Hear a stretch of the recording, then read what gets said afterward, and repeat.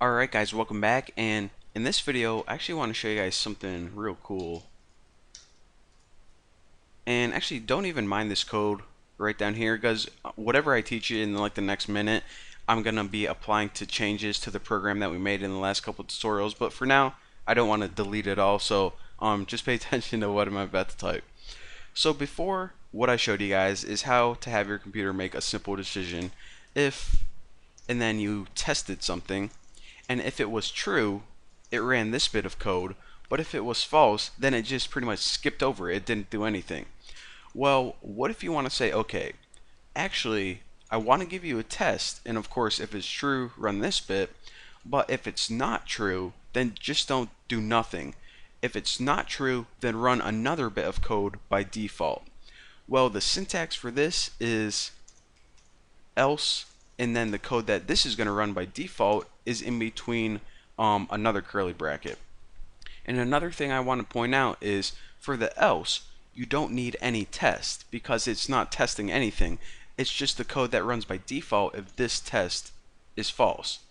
So what the heck am I talking about? How can I use this in an actual program? Well, check this out. What we're doing right here is basically saying, okay, this is the code that runs if the user's age is above or equal to 18. And this is the code that runs if they're under 18. So we really don't need to be testing 18 a bunch of times. We really only have two choices. Are they 18 or greater, or are they not? Simple enough. So this is an instance where we can actually use that else statement.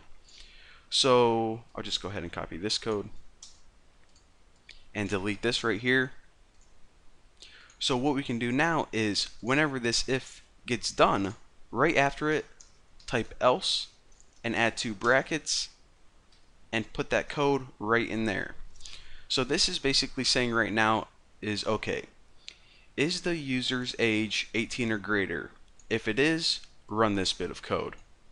Else, that must mean that they're not 18 or greater, run this bit of code. So now we can run this, and it says, how old are you? Of course, I'm only 12. Hit enter. What is your gender? I'm a male. And of course, nothing to see here. Now, another way that we can do this is we can actually use this else statement on male or female, because excuse me, that else statement is awesome whenever you have two decisions. So 18 or not 18, male, female, perfect. So let's go ahead and copy this right here, or excuse me, I'll just cut that and delete it.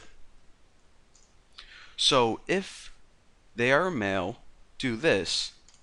Else, if they're not a male and that's false, well then they must be a female. So we can go ahead and type milady.